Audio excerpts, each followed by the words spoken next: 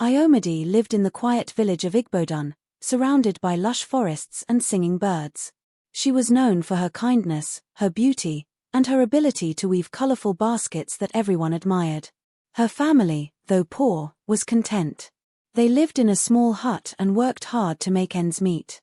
One sunny afternoon, a stranger arrived in the village. His name was Okunrin, and he came from the neighboring village of Ikanei. He was tall, with broad shoulders and piercing eyes that seemed to look straight into people's hearts. He wore fine clothes and carried himself with an air of mystery. Okunrin brought gifts to Ayomide's family, baskets of yams, shimmering gold, and fine cloths. "I have come to ask for your daughter's hand in marriage," he announced, his voice smooth and commanding. Ayomide's parents were stunned. No one in Igbodan had ever seen such wealth. Her father, Olamide, scratched his head in disbelief. "This is a great honor," he said, trying to mask his excitement. "But why do you want to marry our Ayomide?" Okunrin smiled. "She is the most beautiful and virtuous woman I have ever seen. I will cherish her and make her happy." Ayomide listened in silence, her heart heavy with unease. Something about Okunrin made her uneasy, though she couldn't explain why. Later, she approached her father privately. "Father, I do not feel right about this.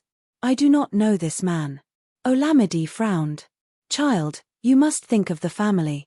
This is a chance for a better life for all of us. You will learn to love him." Ayomide had no choice but to agree. The date for the wedding was set, and preparations began immediately. Villagers buzzed with excitement, but Ayomide felt like a bird trapped in a cage, unable to spread her wings.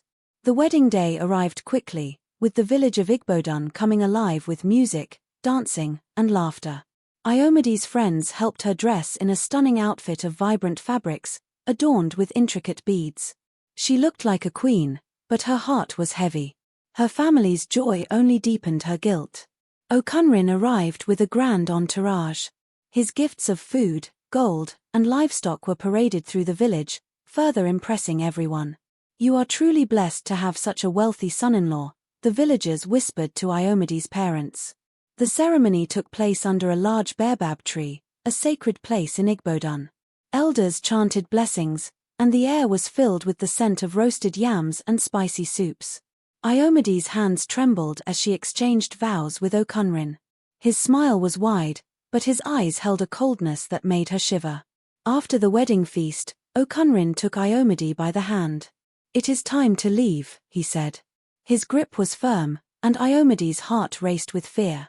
"Where are we going?" she asked softly.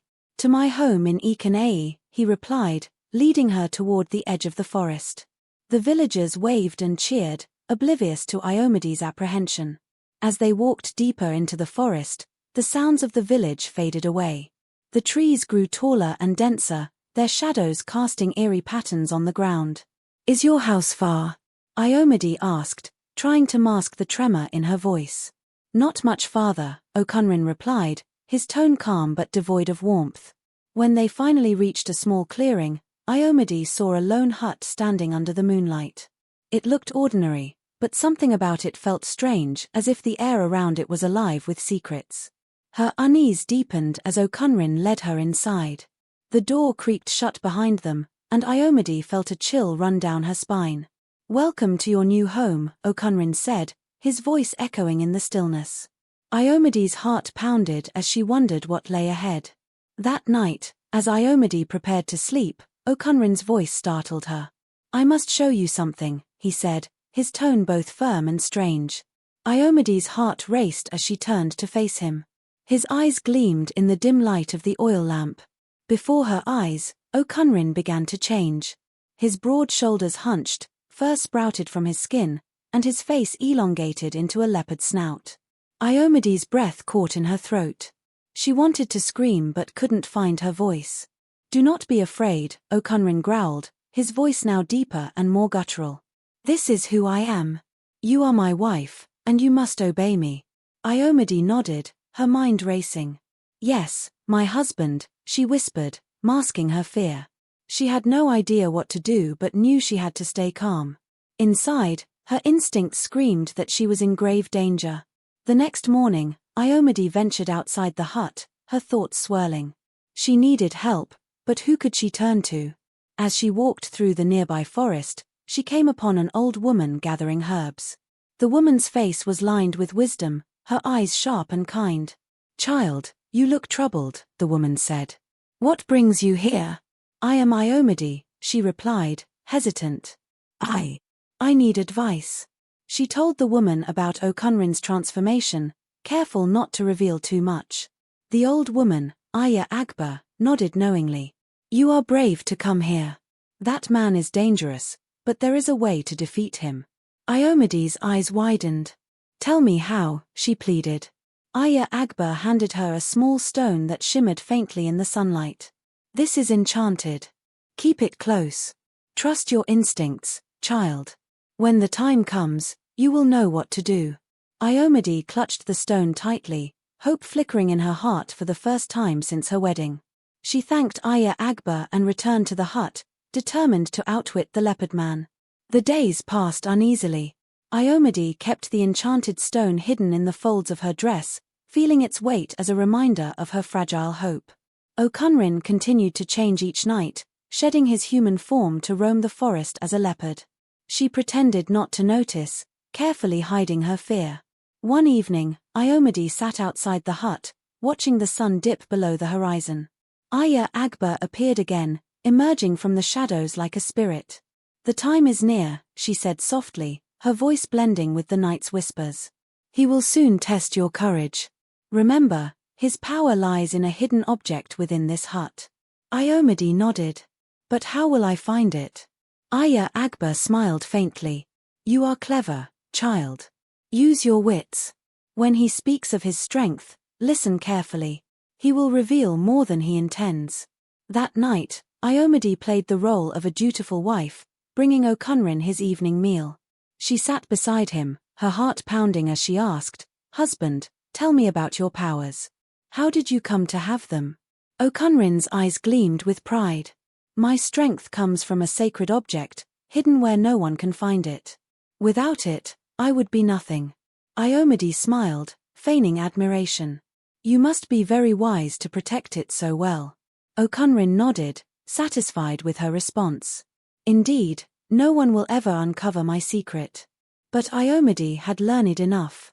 She knew the object's location must be nearby. As Okunrin slept, she crept around the hut, searching every corner. Her fingers brushed against the edge of a loose floorboard, and she carefully pried it open. Beneath it lay a glowing necklace, pulsating with a strange energy. Ayomide held the enchanted stone tightly, her courage growing. She had found the source of his power.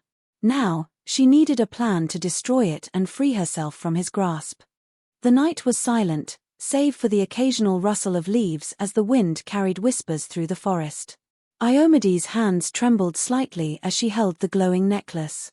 Its energy seemed to pulse in time with her heartbeat, filling her with a strange mixture of fear and determination.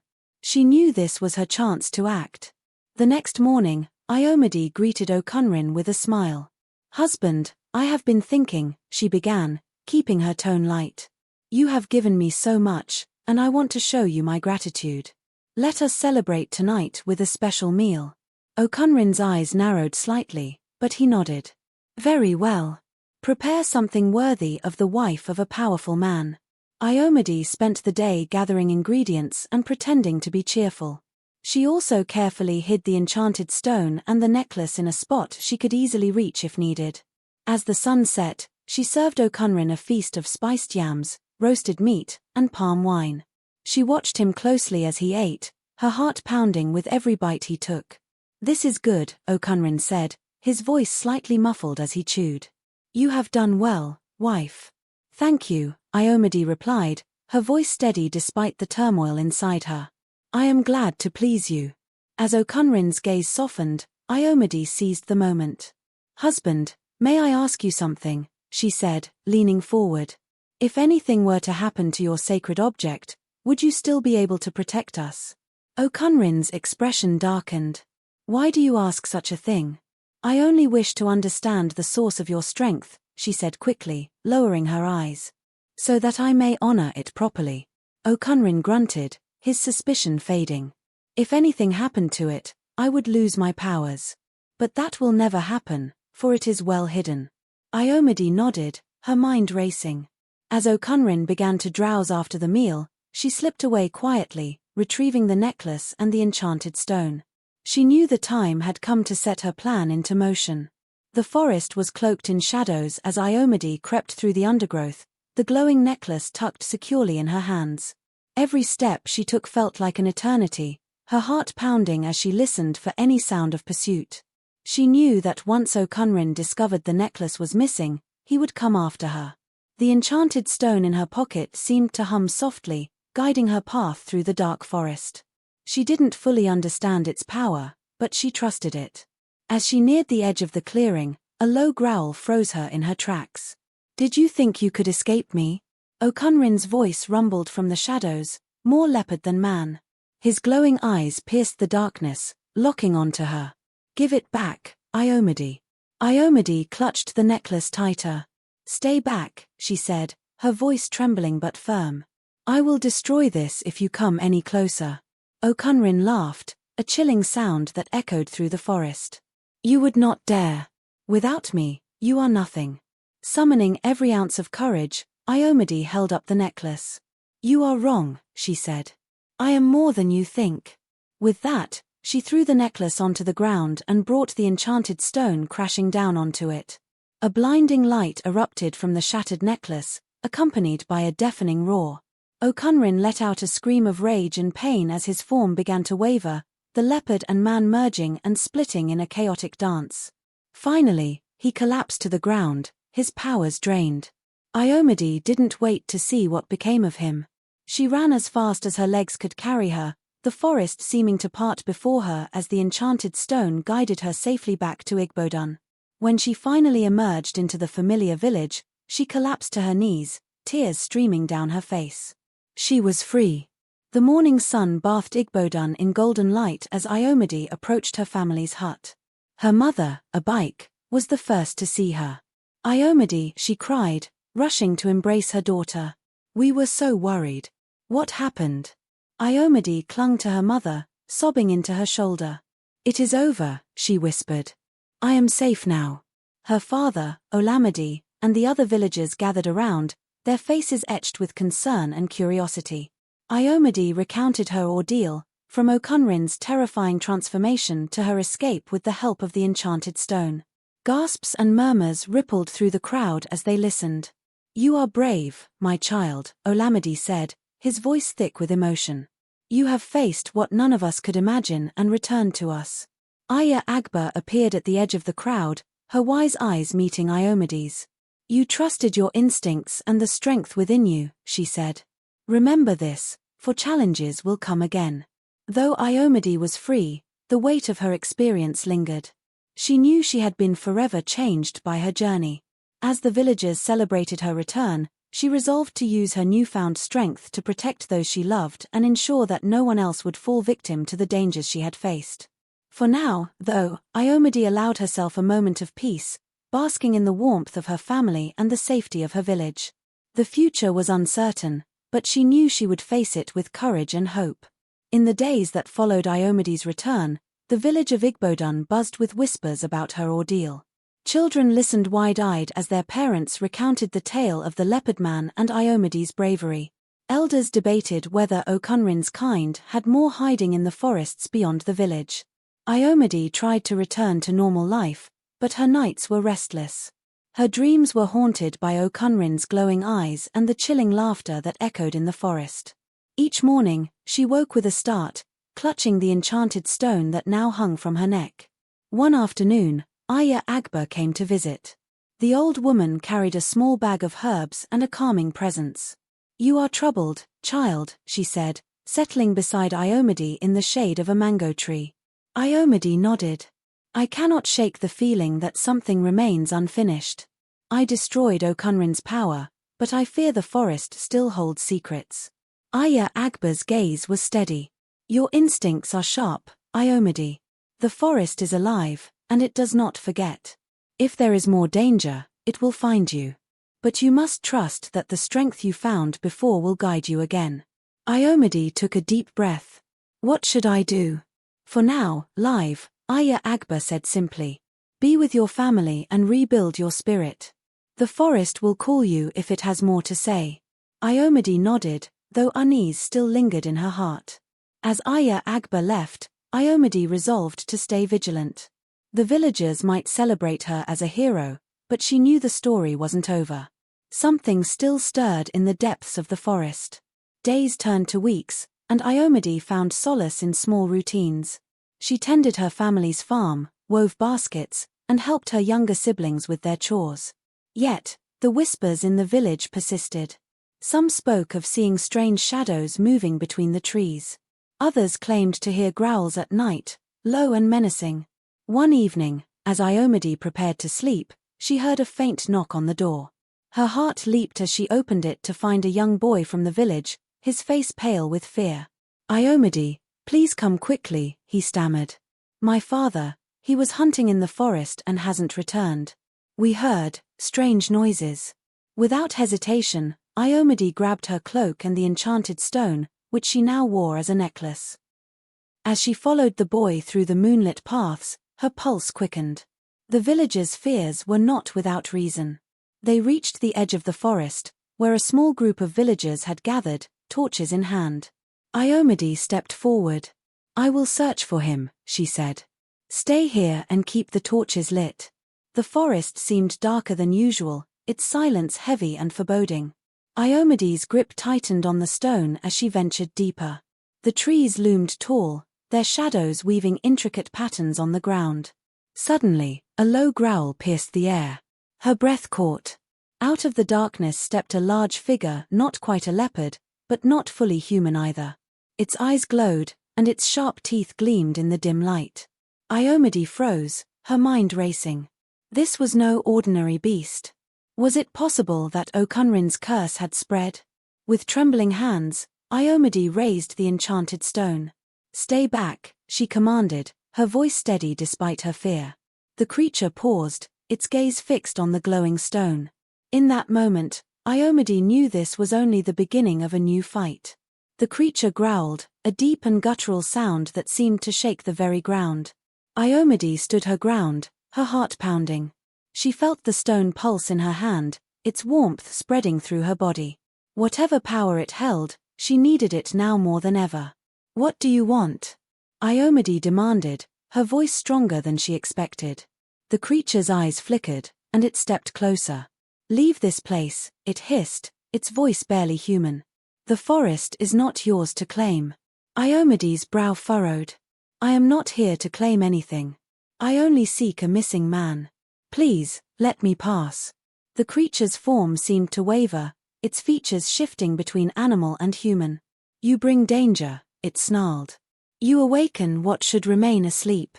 Before Ayomide could respond, the creature turned and disappeared into the shadows, its warning lingering in the air. She exhaled shakily, her grip on the stone tightening. She had to find the missing hunter and uncover the truth behind this ominous warning. She pressed on, following faint tracks that led deeper into the forest. The air grew colder, and the trees seemed to close in around her. Finally, she spotted a figure slumped against a tree. It was the hunter, his face pale but alive. Ayomide, he croaked, his voice weak. Yes, it's me, she said, kneeling beside him. We need to get you out of here. As she helped him to his feet, the forest seemed to stir. The growls returned, fainter but unmistakable. Ayomide felt the stone grow warmer, its light dimly illuminating their path. They moved quickly, the hunter leaning heavily on her for support. When they emerged from the forest, the villagers rushed forward, relief washing over their faces. Thank you, Ayomide, the hunter's wife sobbed, embracing her husband. Ayomide's gaze lingered on the forest. The creature's warning echoed in her mind. The danger was far from over. The next morning, the village was abuzz with talk of Ayomide's bravery. Yet, Ayomide herself felt uneasy. The forest's warning weighed heavily on her. She sought out Aya Agba, hoping the wise woman could provide answers. The creature spoke of awakening something, Ayomide said, recounting the night's events. What could it mean? Aya Agba's expression darkened. The forest is ancient, Ayomide. It holds memories of things long forgotten, some good, others dangerous. By breaking Okunrin's power, you may have disturbed something that was meant to remain hidden. Ayomide's stomach churned. What should I do? Watch and wait, Aya Agba advised. The forest will reveal its secrets in time. Until then, keep the stone close. It is your shield. That night, as Ayomide lay in bed, a strange sound reached her ears. It was faint, like the rustling of leaves, but it carried an unnatural rhythm. She rose quietly, stepping outside into the cool night air. The village was silent, but the sound grew louder as she approached the forest edge. A figure stood there, cloaked in shadow. It was not the creature from before, but something different. Taller, more imposing, with eyes that glowed like embers. Ayomide, it said, its voice deep and commanding. You have meddled in forces beyond your understanding. Ayomide's hand went to the stone. Who are you? She demanded. The figure tilted its head. I am a guardian of the forest. You have disrupted the balance. Now, you must face the consequences. Before Ayomide could respond, the figure vanished, leaving only the echo of its words. Ayomide stared into the darkness, her resolve hardening. Whatever threat lay ahead, she would face it.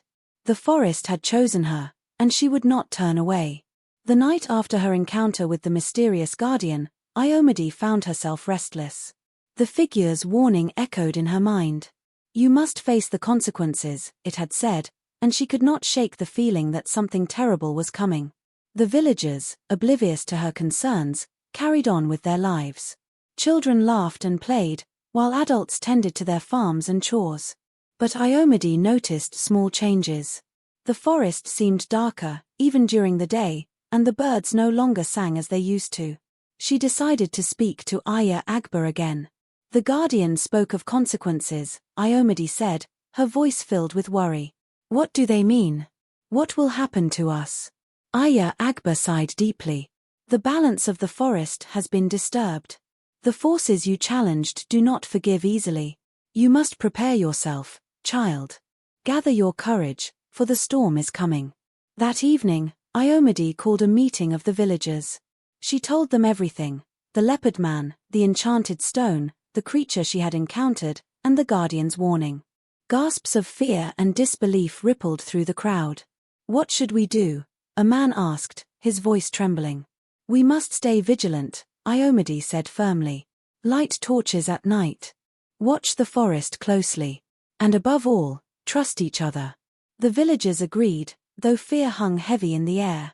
Ayomide felt the weight of their trust on her shoulders. She had no answers, only a determination to protect her people. That night, as she stood at the edge of the village, Ayomide stared into the forest. She clutched the enchanted stone, feeling its warmth steady her nerves. She knew the forest would not remain quiet for long. The attack came without warning. In the dead of night, a blood-curdling howl pierced the air, waking the entire village. Ayomide leapt from her bed and grabbed the stone, her heart racing. Villagers poured into the square, clutching torches and makeshift weapons. Shadows moved among the trees, and glowing eyes watched from the darkness.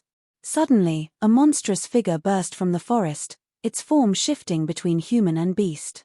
Protect the children, Ayomide shouted as she ran to the front of the crowd. The villagers formed a defensive line, their fear giving way to determination. The creature charged, its claws gleaming in the firelight. Ayomide raised the enchanted stone, its light shining brightly. The creature hesitated, growling in anger as the villagers surged forward, wielding their torches like weapons.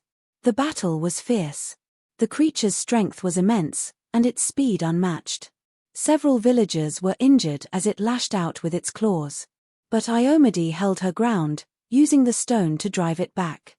Finally, the creature let out a roar of frustration and retreated into the forest. The villagers cheered, but their victory felt hollow. The attack had left them shaken, and Ayomide knew it was only the beginning. We must fortify the village, she said, her voice steady despite her exhaustion. Build stronger fences. Keep the torches burning. We cannot let our guard down. The villagers nodded, their fear replaced by a grim determination. Ayomide's bravery inspired them, but she knew the danger was far from over. In the days following the attack, Ayomide sought answers about the enchanted stone. She visited Aya Agba, who welcomed her with a knowing smile. "The stone protected us," Ayomide said. "But I need to understand its power. What is it, and why was it given to me?" Aya Agba gestured for Ayomide to sit. "The stone is a gift from the forest itself," she explained. "It is alive with ancient magic, tied to the balance of our world. It chose you because you have the strength to wield it." Ayomide's brow furrowed. "But why me? I'm just a simple girl from Igbodan." "You are far more than that," Aya Agba said, her voice gentle but firm. "The forest sees your courage, your heart. That is why it chose you." Ayomide looked down at the stone, its soft glow comforting her. "How can I use it to protect the village?" "The stone will guide you," Aya Agba said. "Listen to it. Trust your instincts. And remember, the stone's power is strongest when you act with courage and love." Ayomide nodded, her resolve strengthening. She thanked Aya Agba and returned to the village, determined to unlock the stone's full potential. The villagers continued to prepare for another attack, and Ayomide joined them, her presence a source of comfort and hope. The night was eerily quiet, the air thick with tension. Ayomide patrolled the village, her eyes scanning the forest's edge. The villagers had fortified their defenses, but fear still lingered in their hearts. Suddenly, a low growl broke the silence. Ayomide spun around, the stone glowing in her hand. Shadows moved among the trees, and the villagers scrambled to light their torches. "Stay together," Ayomide called out. "Do not let them separate us." From the darkness emerged three creatures, their forms grotesque and shifting. They were larger than the first, their eyes burning with malice. The villagers gasped in terror but held their ground. The creatures charged, their growls echoing through the night. Ayomide raised the stone, its light shining brightly. The creatures recoiled, hissing in pain, but they did not retreat. The battle was fierce and chaotic. The villagers fought bravely, using their torches and weapons to drive the creatures back. Ayomide moved among them, her presence a beacon of hope. Finally, after what felt like hours, the creatures retreated into the forest, their growls fading into the distance. The villagers cheered, but Ayomide knew their fight was far from over. As the first light of dawn broke, Ayomide stood at the edge of the forest, the stone still glowing in her hand. The forest was silent once more, but she could feel its anger. The balance was shifting, and she knew the battles ahead would only grow more difficult. "We must be ready," she said softly, her gaze fixed on the trees.